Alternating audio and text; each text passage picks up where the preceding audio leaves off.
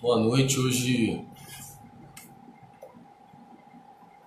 não sei se a Simone vai estar presente com a gente, ao vivo, né? E ela que tem, assim, se disposto a participar de uma forma mais ativa.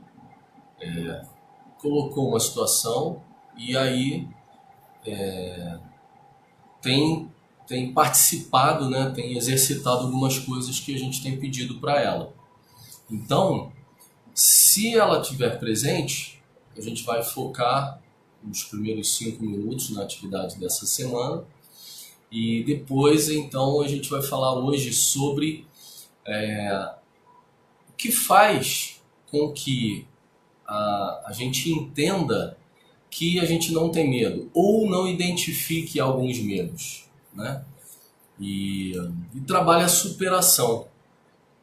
Então, se a Simone estiver aí, vou te pedir, Simone, para você dar um ok, um alô, um tchauzinho, para te identificar e aí a gente continua o teu exercício. Senão eu vou dar andamento aqui na aula ou na live e depois a gente fala com você a hora que você se identificar, tá bom?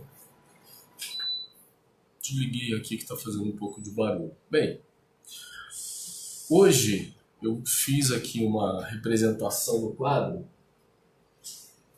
de uma pirâmide. O que é isso? Eu quero fazer uma analogia com o que na verdade acontece com os medos que a gente não enfrenta ou os medos que a gente não supera.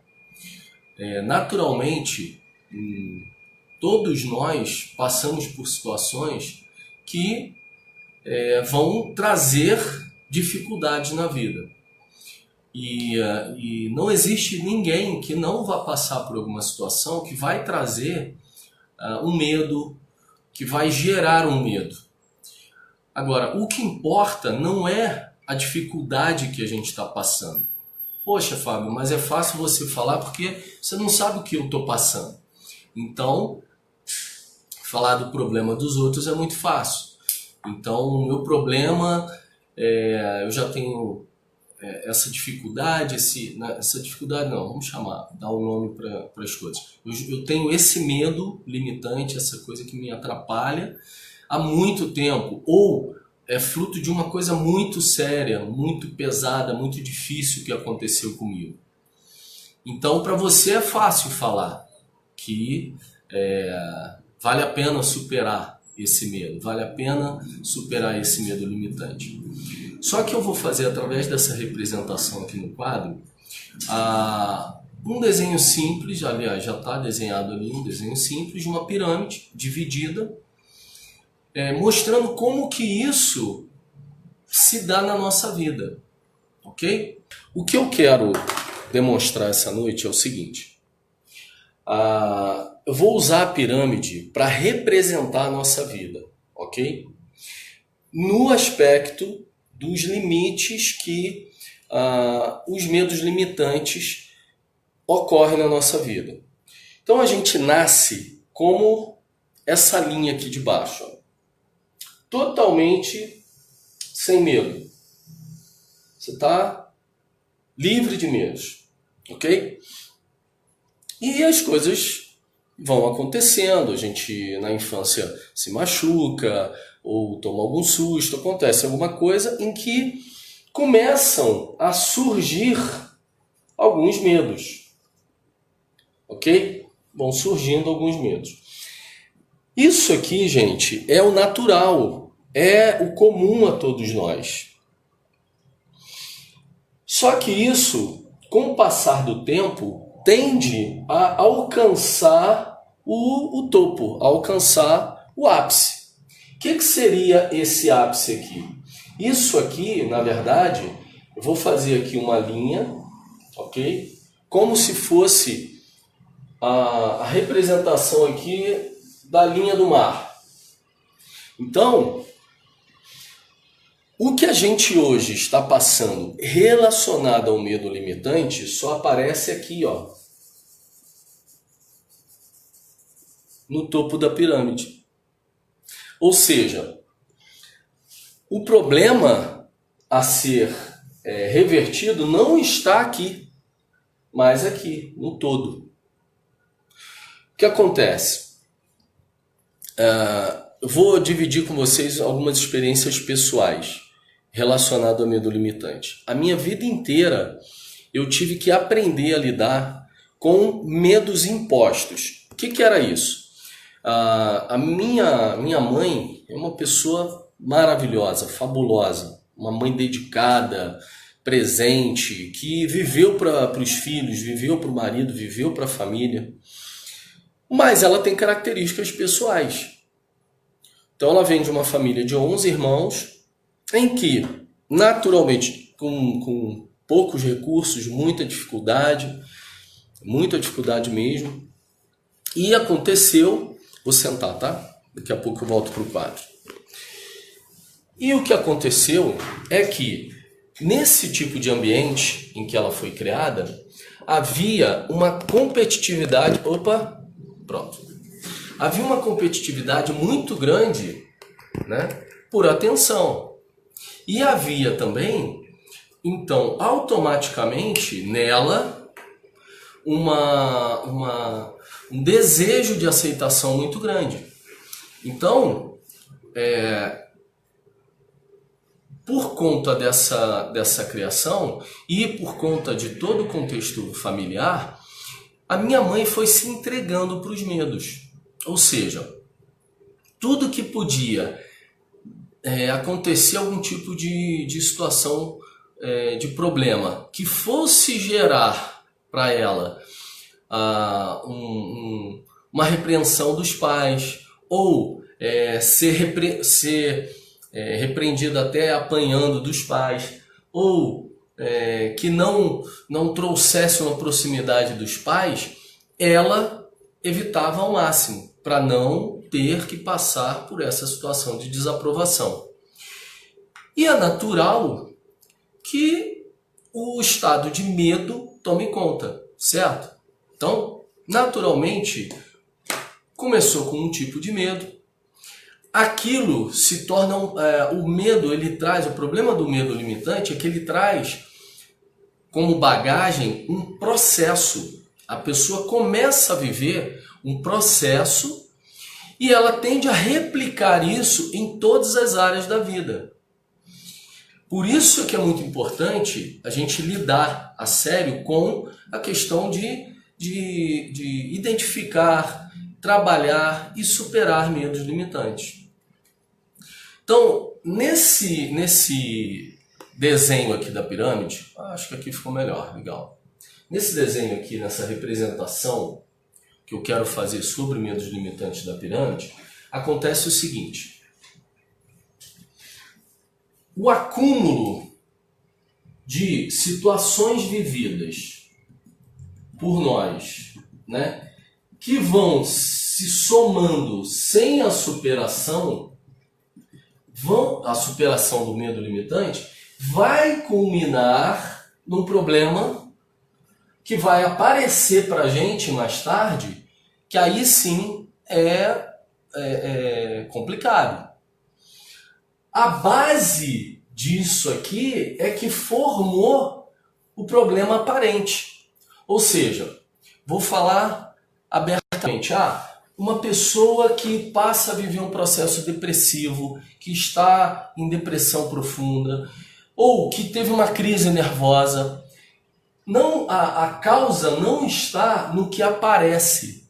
Por isso é que muitas vezes leva-se um tempo para reverter o quadro de depressão e na maioria dos casos precisa e deve ser administrado o medicamento.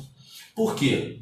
Porque se o problema estivesse limitado ao que está aparecendo, que é a depressão, seria mais rápido, mais fácil. A inversão seria mais rápida, mas não é isso que acontece. A causa, ela é muito maior, a base do problema é muito maior do que o que está aparecendo, tanto para a pessoa quanto para a sociedade, para a família, para as pessoas que ela convive. Então, por que é muito importante a gente entender que é natural, o medo é um sentimento natural. A gente já falou sobre isso, a questão da proteção, ok? De que o medo ele também tem aspectos positivos. Um deles é o mecanismo de defesa de proteção que ele gera em todos nós. Porém, quando nós não desarmamos uma quantidade de medos, eles tendem a ir aumentando e gerando um processo que vai culminar num resultado que ninguém quer viver. Ah, Fábio, mas eu não tenho medo de nada. Ou os meus medos são coisas simples que eu posso lidar no dia a dia. Tá. Vou fazer uma pergunta para que cada um que está assistindo agora ao vivo ou que vai assistir posteriormente pense nesse aspecto. Quais são as coisas que eu não faço? Pergunte para você. Quais são as coisas que eu não faço? E eu digo assim, eu não vou fazer isso porque eu não tenho vontade. Por exemplo, uma pessoa que está começando a ficar mais tempo dentro de casa, que não aceita facilmente convites para conhecer novos lugares, conhecer pessoas, se relacionar, viver a vida no cotidiano. Essa pessoa, ela dificilmente, não no início, ok? Ela não vai identificar que ela não está fazendo alguma coisa, não está saindo, não está, sei lá, ela precisa ir para uma academia, sabe, tem consciência, mas não vai para a academia. Aí ela fala assim, não, eu não estou com vontade, eu não tenho vontade de fazer uma academia, eu não tenho vontade, né, de entrar numa academia, cuidar do corpo, fazer um exercício para a saúde, cuidar da estética do corpo. Eu não tenho vontade de sair para comprar uma roupa nova, eu não tenho vontade de sair para ir numa festa, eu estou ficando sem vontade de sair para procurar emprego, ou para estudar, para me aperfeiçoar no meu trabalho. É natural que muitas pessoas que estão hoje deixando de fazer alguma coisa que seria útil, produtivo, vantajoso para o futuro dela, ela não dê o nome de medo. A causa daquilo ela não vai identificar como medo. E ela troca o nome chamando de vontade. Não, eu não estou com vontade de ir para a academia. Eu não estou com vontade de fazer, de sair para visitar parentes, amigos, familiares. Gente, eu estou aqui soltando vários balões, ok? Para que todos pensem e reflitam a respeito de qual é a causa, qual é a base real que eu não tenho feito algo que eu sei que é positivo, que é produtivo para mim, que é até necessário, mas eu não estou conseguindo fazer ou não estou querendo fazer. Qual é a causa daquilo? Realmente é vontade ou por trás tem alguma ponta de medo que está me prendendo? Por exemplo, vou tentar criar alguns casos aqui, uns exemplos para casos específicos. Uma pessoa que não está bem de saúde, não está vivendo a plenitude da sua saúde. Ela está acima do peso, ela se sente feia ou feio, né? Isso não tem nada a ver com o sexo, mas ela não busca fazer uma dieta, ela não busca fazer uma atividade física. Será que ela não está fazendo isso porque ela é preguiçosa, porque ela a vida inteira foi desleixada ou desleixado com a saúde, ou aconteceu alguma coisa em que, em um dado momento, ela teve uma experiência desagradável com um parente, com um amigo, com pessoas do seu trabalho, com um relacionamento amoroso, né? Um namorado, uma namorada, marido, esposa, sei lá, e aquilo trouxe um desânimo para ela, em que ela perdeu o estímulo, naquele momento da vida, de se preservar, de se valorizar, de se cuidar, de manter o corpo dela saudável, enfim. A causa de hoje ela dizer que, ou ele dizer que está sem vontade de fazer, é realmente vontade ou é porque aconteceu alguma coisa que gerou nela esse impacto a nível de ser estabelecido como um medo limitante, ou seja, ela não vai mais para a academia, ela não busca cuidar da alimentação, ela para de fazer aquilo que ela sabe no consciente dela que é importante para a vida dela, para a saúde física, simplesmente porque ela está sem vontade. E pela lógica, não existe uma pessoa que tenha consciência de que precisa de alguma coisa, mas não vai fazer porque não tem vontade. Então, é comum que a gente troque as palavras, né? Medo de não conseguir aquele resultado. Para que eu vou cuidar da minha saúde se eu fui rejeitado? Para que eu vou cuidar do meu corpo se eu fui rejeitado? Para que eu vou cuidar da minha alimentação se eu estou traumatizado, triste, infeliz com alguma coisa que me gera esse comportamento de não ter o estímulo de preservar ou alcançar o resultado que eu quero ter, né, da vida que eu quero ter com disposição para aproveitar, para passear, para trabalhar, para me relacionar. Então, se a gente for pensar em qualquer outra situação, muitas pessoas, e talvez nós mesmos, estejamos trocando a base, né, só no nome. A causa não é falta de vontade. A causa é medo, talvez de não alcançar aquele resultado. Uma pessoa que já está muito acima do peso, poxa, para ela perder peso vai ser muito mais desgastante do que um que está um pouco acima do peso. Então, talvez o medo de se frustrar e não conseguir chegar naquele objetivo, naquela meta ideal, faz com que ela diga, mas eu não tenho vontade de fazer dieta, eu não tenho vontade de fazer atividade física, entende? E por que isso é muito comum de acontecer? Porque o inconsciente, ele é muito mais atuante nos aspectos emocionais do que o nosso consciente.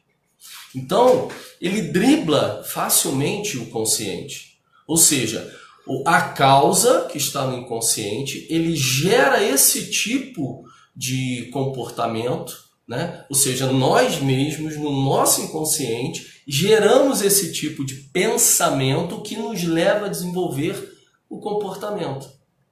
Então, o que é mais importante hoje, que eu quero frisar nessa live de hoje, é o que eu estou fazendo quando eu sei que eu tenho que fazer alguma coisa, identifico no meu consciente, caramba, eu precisava fazer isso, ou seria muito bom para mim fazer isso, ou seria muito bom ser assim, e eu não faço. Aí eu tenho que me perguntar, até que ponto isso tem a ver com a minha falta de vontade ou a base é alguma coisa que aconteceu que me gerou um medo que na época eu não identifiquei com tanta clareza, né?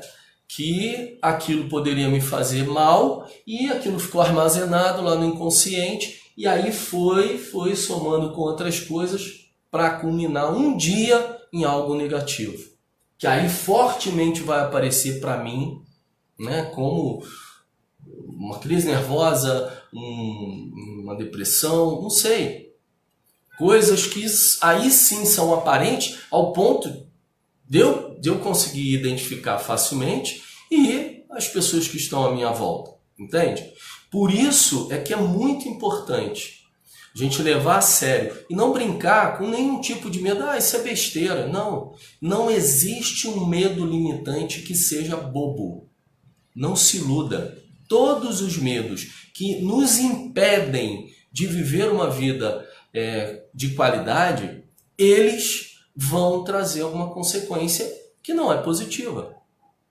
Então, por isso é que é mais fácil a gente aprender a desarmar esses medos no início, com técnicas simples, gente. Simples, né? Que não dependem de vamos dizer assim, de um preparo, né? De uma formação acadêmica, de um acompanhamento próximo ali de um psicanalista, um terapeuta. Não, são coisas simples. Mas por que eles são importantes? Porque eu preciso desarmar pequenos medos para não deixar que eles venham somar e gerem o problema maior. E o somatório desses pequenos medos, eles ocorrem, né, quando não são desarmados, porque eles passam a incorporar o sistema de resposta que a gente dá para as situações. Ou seja, começa a incorporar o nosso sistema de vida, né? O comportamento que eu tenho diante das situações. Vou dar alguns exemplos. Por exemplo, eu tenho uma amiga que ela tem um medo de elevador muito grande. Ela, para entrar no elevador e andar poucos andares, ela chega a transpirar de nervoso. Aí eu pergunto para ela, mas e você você quer aprender a desarmar isso? Você quer aprender a superar isso? Não tem problema, eu vou de escada. Aí é que eu combato esse tipo de pensamento. Não, é tão bobo, é só medo de elevador? Não tem problema eu ter medo de elevador. Eu vou de escada. Olha como é que, naturalmente, a gente tende a diminuir o peso que tem um medo limitante. Aí vou completar ou vou concluir com o início do raciocínio. O problema de se acomodar com o medo limitante é que ele gera um sistema, ele gera um tipo de comportamento que tende a ser duplicado. Então, a gente vai podendo gerar isso em outras áreas da vida e quando a gente percebe, aconteceu alguma coisa que todos nós não gostaríamos de viver e de evitar. Você entende? Então, assim, ninguém que chega num quadro, né, aparente de falta de saúde emocional, mental, né, no sentido de a pessoa que perde o ânimo de viver, isso não começou desse jeito. Tá aqui, ó, tá abaixo do mar, é como o iceberg, né? Todo mundo vê a ponta do iceberg lá. Agora, o todo do iceberg, o volume do iceberg tá aqui, ó, tá abaixo, 90%. E é ele que importa. Porque aquela pontinha lá pode bater o barco, não vai fazer grande estrago. O que vai afundar o barco está abaixo, né? O que vai atrapalhar a vida está abaixo da linha que se enxerga. Então, sem querer, por favor, tá? Criar nenhum estado de pânico por medo em ninguém. Não é esse o objetivo. O que a gente está trabalhando, gente, é o seguinte.